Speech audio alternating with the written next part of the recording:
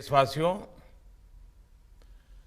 मानवता के सामने ऐसे अवसर बहुत कम आते हैं जब समय का चक्र हमें अतीत को सुधार कर नए भविष्य के निर्माण का मौका देता है। आज सौभाग्य से हमारे सामने एक ऐसा ही क्षण है। दशकों पहले जैव विविधता की सदियों पुरानी जो कड़ी टूट गई थी, विलुप्त हो गई थी, आज हमें उसे फिर से जोड़ने का मौका मिला है। आज भारत की धरती पर चीता लौट आए हैं और मैं ये भी कहूंगा कि इन चीतों के साथ ही भारत की प्रकृति प्रेमी चेतना भी पूरी शक्ति से जागृत हो उठी है। मैं इस ऐतिहासिक अवसर पर सभी देशवासियों को बहुत बहुत बधाई देता हूं। विशेष रूप से मैं हमारे मित्र देश नामीबिया और वहां की सरकार का भी धन्यवाद करता हूं, जिनके सहयोग से दशकों बाद चीते भारत की धरती पर वापस लौटे हैं। मुझे विश्वास है ये चीते न केवल प्रकृति के प्रति हमारी जिम्मेदारियों का बोध कराएंगे, बल्कि हमारे मानवीय मूल्यों और परंपराओं से भी अवगत कराएंगे। साथियों, जब हम अपनी जड़ों से दूर होते हैं तो बहुत कुछ खो बैठते हैं।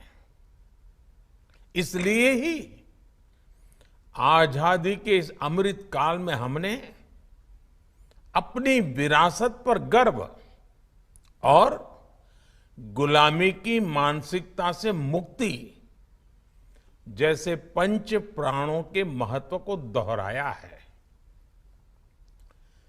पिछली सदियों में हमने वो समय भी देखा है जब प्रकृति के दोहन को शक्ति प्रदर्शन और आधुनिकता का प्रतीक मान लिया गया था। 1947 में जब देश में केवल आखिरी 3 चीते बचे थे तो उनका भी साल के जंगलों में निष्ठुरता व गैर जिम्मेदारी से शिकार कर लिया गया। ये दुर्भाग्य रहा कि हमने 1952 में चीतों को देश से विलुप्त तो घोषित कर दिया, लेकिन उनके पुनर्वास के लिए दशकों तक कोई सार्थक प्रयास नहीं हुआ। आज आजादी के अमृत काल में अब देश नई ऊर्जा के साथ चीतों के पुनर्वास के लिए जुट गया है। अमृत में तो वो सामर्थ्य होता है जो मृत को भी पुनर्जीवित कर देता है। मुझे खुशी है कि आजादी के अमृत काल में कर्तव्य और विश्वास का ये अमृत हमारी विरासत को, हमारी धरोहरों को और अब चीतों को भी भारत की धरती पर पुनर्जीवित कर रहा है। इसके पीछे हमारी वर्षों की मेहनत है। एक ऐसा कार्य राजनीतिक दृष्टि से जिसे कोई महत्व नहीं देता, उसके पीछे भी हमने भरपूर ऊर्जा लगाई। इसके पीछे एक विस्तृत चीता एक्शन प्लान तैयार किया गया। हमारे वैज्ञानिकों ने लंबी रिसर्च की, साउथ अफ्रीकन और नामीबियाई एक्सपर्ट के साथ मिलकर काम किया। हमारी टीम्स वहां गई, वहां के एक्सपर्ट भी भारत आए।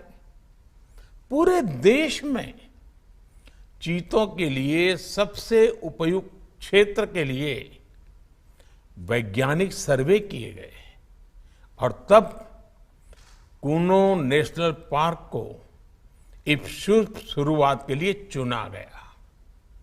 और आज हमारी वो मेहनत परिणाम के रूप में हमारे सामने है। साथियों, ये बात सही है कि जब प्रकृति और पर्यावरण का संरक्षण होता है तो हमारा भविष्य भी सुरक्षित होता है, विकास और समृद्धि के रास्ते भी खुलते हैं। कूनो नेशनल पार्क में जब चीता फिर से दौड़ेंगे तो यहां का ग्रासलैंड इकोसिस्टम फिर से रिस्टोर होगा, बायोडायवर्सिटी और बढ़ेगी। आने वाले दिनों में यहां इको टूरिज्म भी बढ़ेगा, यहां विकास की नई संभावनाएं जन्म लेगी, रोजगार के अवसर बढ़ेंगे। लेकिन साथियों, मैं आज आपसे सभी देशवासियों से एक आग्रह भी करना चाहता हूं। कूनो नेशनल पार्क में छोड़े गए चीतों को देखने के लिए देशवासियों को कुछ महीने का धैर्य दिखाना होगा, इंतजार करना होगा, सहयोग करना होगा। आज ये चीते मेहमान बनकर आए हैं, इस क्षेत्र से अनजान है। कूनो नेशनल पार्क को ये चीते अपना घर बना पाए, इसके लिए हमें इन चीतों को भी कुछ महीने का समय देना होगा। अंतर्राष्ट्रीय गाइडलाइंस पर चलते हुए भारत इन चीतों को बसाने की पूरी कोशिश कर रहा है। हमें अपने प्रयासों को विफल नहीं होने देना है। साथियों, दुनिया आज जब प्रकृति और पर्यावरण की ओर देखती है तो सस्टेनेबल डेवलपमेंट की बात करती है, लेकिन प्रकृति और पर्यावरण, पशु और पक्षी भारत के लिए एक केवल सस्टेनेबिलिटी और सिक्योरिटी के विषय ही सिर्फ है, ऐसा नहीं है। हमारे लिए ये हमारी सेंसिबिलिटी और स्पिरिचुअलिटी का भी आधार है। हम वो लोग हैं जिनका सांस्कृतिक अस्तित्व सर्वम खल्विदम ब्रह्म इस मंत्र पर टिका हुआ है। अर्थात संसार में पशु, पक्षी, पेड़, पौधे, जड़, चेतन जो कुछ भी है वो ईश्वर का ही स्वरूप है, हमारा अपना ही विस्तार है। हम वो लोग हैं जो कहते हैं परम परोपकारार्थम यो जीवति सह जीवति, अर्थात खुद के फायदे को ध्यान में रख करके जीना वास्तविक जीवन नहीं है। वास्तविक जीवन वो जीता है जो परोपकार के लिए जीता है। इसलिए हम जब खुद भोजन करते हैं उसके पहले पशु पक्षियों के लिए अन्न निकालते हैं। हमारे आसपास रहने वाले छोटे से छोटे जीव की भी चिंता करना हमें सिखाया जाता है, बचपन से सिखाया जाता है। हमारे संस्कार ऐसे हैं कि कहीं अकारण किसी जीव का जीवन चला जाए तो हम अपराध बोध से भर जाते हैं। फिर किसी पूरी जीव जाति का अस्तित्व ही अगर हमारी वजह से मिट जाए, ये हमें कैसे स्वीकार हो सकता है? आप सोचिए, हमारे यहां कितने ही बच्चों को ये पता तक नहीं होता है कि जिस चीता के बारे में सुनकर वो बड़े हो रहे हैं, वो उनके देश से पिछली शताब्दी में ही लुप्त हो चुके हैं। आज अफ्रीका के कुछ देशों में और ईरान में चीता पाए जाते हैं, लेकिन भारत का नाम उस लिस्ट से बहुत पहले हटा दिया गया था। आने वाले वर्षों में बच्चों को इस विडंबना से नहीं गुजरना पड़ेगा। मुझे विश्वास है वो चीता को अपने ही देश में कूनो नेशनल पार्क में दौड़ता देख पाएंगे। चीता के जरिए आज हमारे जंगल और जीवन, उसका एक बड़ा शून्य भर रहा है। साथियों, आज 21वीं सदी का भारत पूरी दुनिया को संदेश दे रहा है कि इकोनॉमी और इकोलॉजी कोई विरोधाभासी क्षेत्र नहीं है। पर्यावरण की रक्षा के साथ ही देश की प्रगति भी हो सकती है। ये भारत ने दुनिया को करके दिखाया है। आज एक और हम विश्व की तेजी से बढ़ती अर्थव्यवस्था में शामिल है, तो साथ ही देश के वन क्षेत्रों का विस्तार भी तेजी से हो रहा है। साथियों, 2014 में हमारी सरकार बनने के बाद से देश में करीब करीब 250 नए संरक्षित क्षेत्र जोड़े गए हैं। हमारे यहां एशियाई शेरों की संख्या में भी बड़ा इजाफा हुआ है। आज गुजरात देश में एशियाई शेरों का बड़ा क्षेत्र बनकर उभरा है।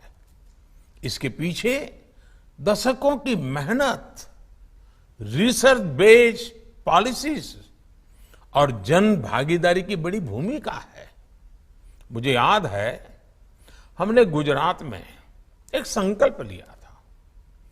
हम जंगली जीवों के लिए सम्मान बढ़ाएंगे और संघर्ष घटाएंगे। आज उस सोच का प्रभाव परिणाम के रूप में हमारे सामने है। देश में भी टाइगर्स की संख्या को दोगुना करने का जो लक्ष्य तय किया गया था, हमने उसे समय से पहले हासिल किया है। असम में एक समय एक सींग वाले गैंडों का अस्तित्व खतरे में पड़ने लगा था, लेकिन आज उनकी भी संख्या में वृद्धि हुई है। हाथियों की संख्या भी पिछले वर्षों में बढ़कर 30,000 से ज्यादा हो गई है। भाई और बहनों, देश में प्रकृति और पर्यावरण के दृष्टिकोण से जो एक और बड़ा काम हुआ है, वो है वेटलैंड का विस्तार।